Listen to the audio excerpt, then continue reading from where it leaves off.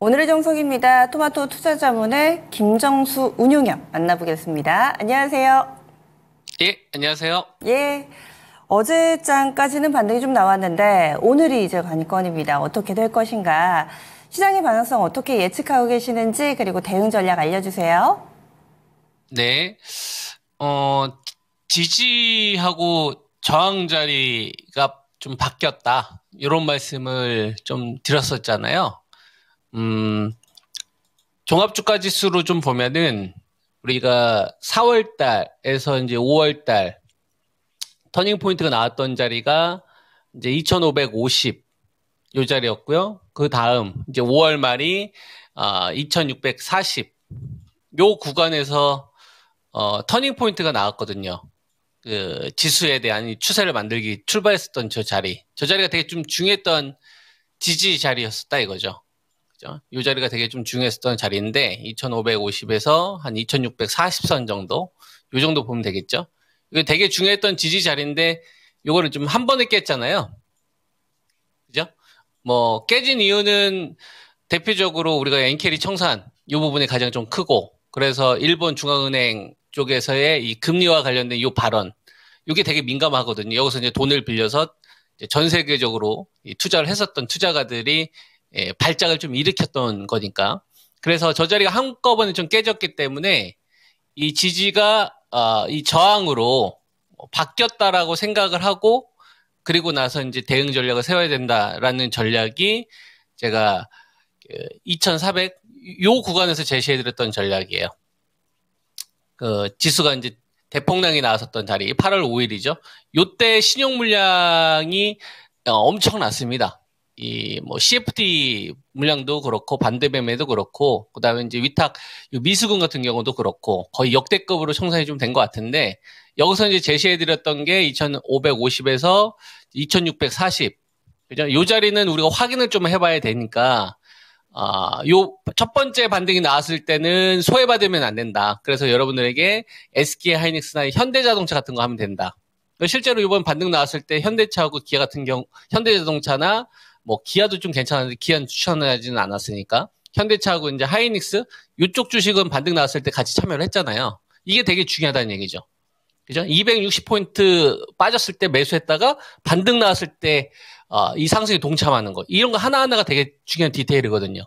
그리고 나서 지금 2,550을 넘어서 2,640, 요 언저리까지 왔잖아요. 그럼 여기서부터는 승부를 보는 게 아니다는 얘기를 하는 거예요. 승부를 봐서는 안 된다. 확인을 해야 된다.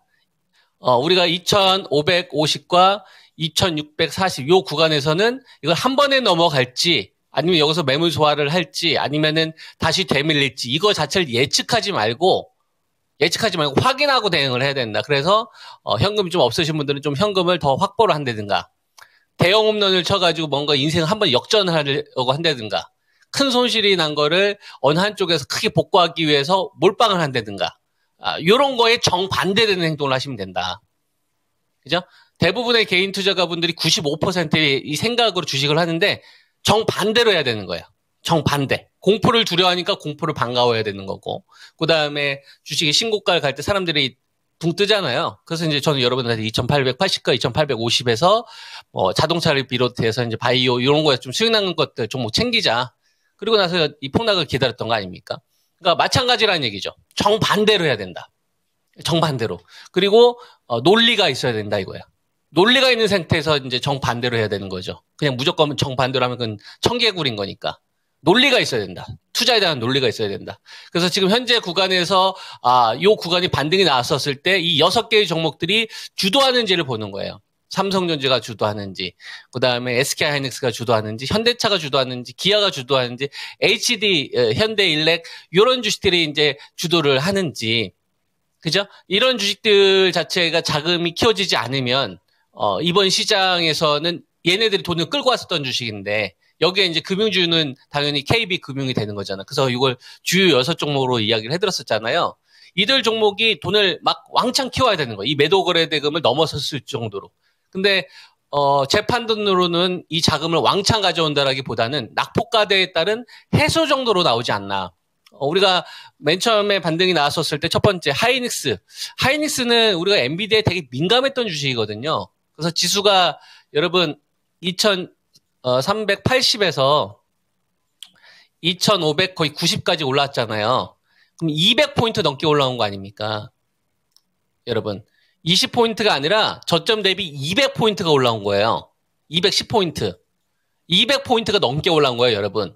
20포인트, 뭐 100포인트가 200포인트가 넘게 급등이 나왔다고요. 그러면은 원래 어떻게 해야 돼요? 하이닉스 같은 주식들이 완전 막 한 15%, 20%씩 급등 나왔어야 된다는 얘기를 하는 거예요. 이번 시장이 의미 있게 돌아서려고 했었으면. 왜냐하면은 AI, 엔비디아의 이 모든 자금을 싹쓸이 했었던 게 하이닉스나 한미반도체 이런 주식이었다는 얘기죠. 얘네들이 이번 반등에 이 자금을 다 싹쓸이 했어야 된다 이거야. 삼성전자 같은 경우는 보면은 급락된 다음에 좀 반등이 나오기는 하지만 뭐 이 갭을 메꾸기 위해서 한 방에 간다거나 이런 흐름은 아니잖아요. 그다음에 자동차 한번 보겠습니다. 자, 현대자동차 같은 경우를 보면은 22만 원 깨졌다가 반등이 나오는데 반등에는 동참을 하죠. 적은 상승폭은 아니지만 그죠?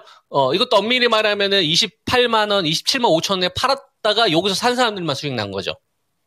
제가 여러분한테 매도 의견 들었던 자리가 27만 5천 원, 28만 원이에요. 기아하고 SL하고 만도하고 수익 난 다음에 수익을 챙겼잖아요. 그리고 다시 기다리잖아요. 먹고 토하지 않는 것도 되게 중요한 능력입니다, 여러분. 그러니까 진입 시점 자체가 그냥 단순히 많이 빠졌다라고 하는 게 아니라 시장에 큰 영향력을 행사하는데 돈을 끌고 왔던 주식들이 얘네들이기 때문에 이들 주식이 다시 이 흐름을 주도하지 않으면 의심을 해야 된다는 얘기예요. 운에 맡기는 게 아니라 확인을 해야 되겠는데 이런 거다 이거예요. 그 다음에 이제 KB금융 같은 경우도 보면은 반등은 좀 나왔었죠. 이 주식도. 근데 이런 게 아니라 그냥 바로 이런 식으로 장악해야 된다는 얘기를 하는 거예요. 이번 시장 반등이 나왔었을 때. 보면 현대 일렉 같은 경우 보면 이 주식 같은 차라리 HD 현대일렉이 더 나은 거예요. 이 정도 수준 나와야 되는 거예요. 이 폭락을 일으켰던 이 정도 수준. 근데 6개 주요 종목 가운데 1개밖에 없더라고요. 여러분 이번 구간에 6개 가운데 하나밖에 없었습니다. 이 반등을 이끄는 데 있어서. 그러니까 당연히 현재 구간에서는 현금이 없으신 분들은 현금 관리하는 게 맞는 거죠. 그래서 홈런 쳐서 한 방을 얻으려고 하지 마시고 만약에 폭락 구간이나 그다음에 좀 추가 매수 하셨던 이런 것들은 이번 반등 구간에 어느 정도 저는 좀 챙겼어야 되지 않나 이 말씀을 좀 드렸던 거고 그러면은 주요 6종목 요 가운데 제가 여러분한테 말씀을 드리는 게 성동격서 엉뚱한 데서 수익이 터지게끔 만들 거다라는 이야기를 하잖아요. 작년도 우리가 그 배터리 보면은 7월 달에서 8월 달 초까지 에코프로 그룹이나 포스코 그룹 이쪽으로 해서 이제 배터리 아니면 완전히 안 될 것 같은 분위기를 만들었지만 정작 이 대시세를 준비하고 있었던 거는 누구였었냐면 이수페타시스나 한미반도체라든지 그 SK 하이닉스 같은 엔비디아 관련된 주식들이 서서히 그때 만들어지기 시작했었지 않습니까? 그리고 이게 한 1년 전이나 1년 반 전에는 HD 현대일렉이라든지 이런 전력주들이 미리 만들기 시작했었거든요. 이 주도하는 이 흐름들을. 그리고 또 시장이 5월 달에서 6월 달 요 넘어가는 기간 동안에 이미 한 3월 중순에서 4월 달은 화장품 관련된 주식이나 식품주들이 미리 시장보다 전고점을 넘어가는 시도가 나왔었다는 얘기예요. 그러니까 시장에서는 온통 배터리를 관심 갖게 하지만 정작 이쪽에서는 AI 관련된 한미반도체 같은 주식의 시세를 만들고 있었던 상황이었다는 얘기죠. 이걸 볼 줄 알아야 된다. 투자가들은. 마찬가지로 시장이 이렇게 폭락하면 하락하는 것만 보고 시장 끝났다 이것만 보는데 거기에 대부분의 사람들이 거기에 다 관심을 갖는데 빠져나오라 이거예요. 사람들은 이것만 보는데 그걸 보지 마라. 더 큰 관점으로 세상을 바라봐야 된다. 세상을 밖으로 나와서 폭락장이나 그다음에 일본 쪽의 중앙은행 총재 쪽 관련돼서 온통 시장에 대해서 악질하니까 안 좋은 소식만 나오니까 여기서 대응할 수 있는 현금 관리와 종목 오름을 하는 거고 엉뚱한 쪽을 어디를 지금 시장에서 만들고 있을까를 보는 거예요. 어느 쪽을 그 다음 수를 나올까? 다음 수를 나올 때 상식적으로 한번 생각을 해봐요. 이것도 약간 좀 철학적인 건데 돈이라는 게 여러분 지금 풍부하지가 않잖아요. 매도거래대금하고 매수거래대금 막 섞인 거 아닙니까? 자, 매수거래대금은 요만큼이 있고요. 그 다음에 매도거래대금도 한 요만큼 있어요. 그죠? 그러면 어느 한쪽에서 새로운 주도주가 나온다는 얘기는, 새로운 주도주를 만든다는 얘기는 돈이 조금씩 들어온다는 얘기잖아요. 매도세가 나온다는 얘기는 뭐 이익 실현 될 수도 있겠지만 물량을 줄이는 거지 않습니까? 전체적인 파이가 지금 클 수 있는 상황은 아니잖아요. 그러면 어떻게 되겠습니까? 어느 한쪽이 올라가기 위해서 어느 한쪽이 희생당할 수밖에 없는 거예요. 얘 팔고 얘 사야 되겠는데? 야, 하반기 보니까, 내년도 상반기 보니까, 이 업종보다는 이 업종은 좋겠는데? 그래서 전체적으로 큰 거래대금 되게 많은 것 같지만, 매매는 되게 잦은 것 같지만, 실질적으로는 하나, 둘씩 이동이 되는 거예요. 그럼 뭐가 되는 겁니까? 이런 구간이 한마디로 홀짝으로 바뀝니다. 그래서 지금 성동격서, 제가 여러분, 정작 엉뚱하게 터지는 거는 홀짝으로 가는 섹터들에서 나올 거다. 자, 예를 들어 볼게요. 어제 실적 쇼크로 인해서 아모레퍼시픽이 잘 가다가 20% 넘게 갭으로 폭락했어요. 폭락이 보이죠? 보세요. 이 돈 어디로 갔을까요, 여러분? 삼성바이오로직스 신고가 가는 데 써 있어요. 셀트리온 장대 한봉 뽑는데 이 자금 쓰였다고, 여러분. 무슨 말인지 이해되세요? 어느 한쪽이 이제 폭락 나오는 섹터들이 나올 수 있다. 갑자기 실적이 악화가 되든 뭐 계약 해지가 되든 이런. 그러면 반대 급부 매수 유동성이 붙는 쪽이 이쪽이 여러분들이 그 다음 판을 준비해야 되지 않겠느냐. 뭐 저는 여러분들한테 바이오 3종사 추천을 좀 드렸었는데 1차 반등 나오고 2차 반등 이 구간에서 계속 왔다 갔다 하면서 홀짝 된 다음에 저기서 진짜 잘 견디는 주식이 나중에 이 판을 다 먹는 거예요. 그래서 요 플랜을 여러분들이 잘 이해하시고 디테일하게 잘 이해가 안 되시면 계속 복귀도 하시면서 요거 좀 전략 잘 참고해서 좀 좋은 결과로 만드셨으면 좋겠습니다. 네. 그럼 내일 뵙겠습니다. 예, 감사합니다. 네, 지금까지 토마토 투자자분의 김정수 운용역 함께했습니다.